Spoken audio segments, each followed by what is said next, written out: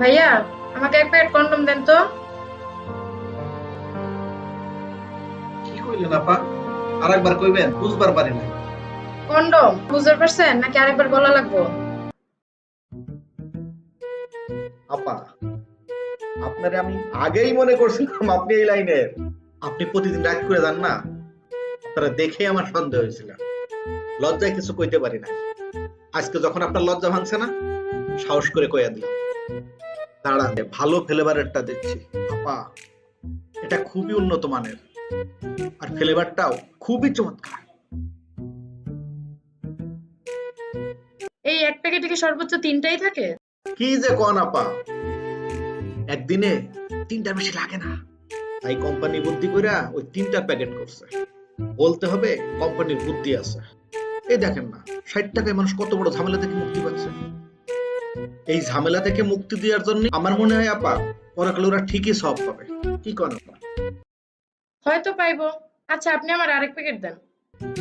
শোনেন আপা, আপনার সাথে মনে হয় কোনো স্বাস্থ্যকর্মীর দেখা হয়েছিল।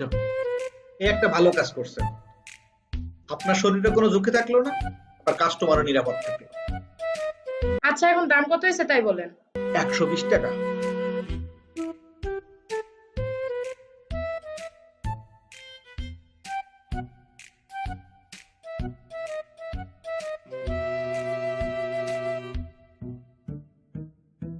তয় আপা কইতে হইব, আপনার কিন্তু দম আছে। শোনেন, আমরা বন্ধু বান্ধব মিলা আপনার মতো একজনকে মেসে নিয়ে আসছিলাম। বিশ্বাস করেন, আপনার মতো 2 প্যাকেট নিয়ে গেছিলাম। এই দেখেন আপা, তার আবার 3টা ফেরত আইছে। শোনেন, সবার দম একরকম থাকে না। হ্যাঁ ভাই, ঠিকই কইছে। সবার দম তো আর একরকম থাকে না। আমার দম মনে একটু বেশি। কিন্তু কি করবো ভাই, অভাবের সংসার, ছোট থাকতে মারা মারা গেছে। আর আমার মুখের দিকে তাকায় আমার বাপের বিয়ে করে নাই। বাপে মেয়ের অভাবের সংসার, আর আমার বাপটার কয়দিন আগে অ্যাক্সিডেন্ট হয়ে পঙ্গু হয়ে গেছে। অভাবের সংসার চালানোর লেগে গার্মেন্টসে কাম করতে হয়। আর এখন বাজারে জিনিসপত্রের দাম বাড়ছে ভাই, সংসার চলে না এই টাকায়। এজন্য রাত বিরাইতেও অনেক ওভারটাইম করতে হয়।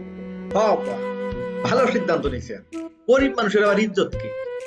শোনেন, এই গার্মেন্টস এর কামের ফাঁকে ফাঁকে ওভার টাইম করলে কিছু পয়সা করিও পাইলেন, আবার মজা মজাও পাইলেন। হ্যাঁ ভাই, আপনাকে মতো মানুষকে মজা দেওয়ানোর লেগেই এই কন্ডম কিনছি। রাত বিরাত কত দেরি করে কাজ করে বাড়িতে ফিরি, বলা তো যায় না কোন দিন আবার দর্শকের হাতে পড়ি। যদি দর্শন করতে বাধা দেই তাহলে তো জানে মেরা লেগো, জানে যদি মেরা লাই তাহলে আমার পঙ্গু ভাবটার কি হইব কোন? আর যদি বাধা না দেই তাহলে পেটে বাচ্চা পড়বো।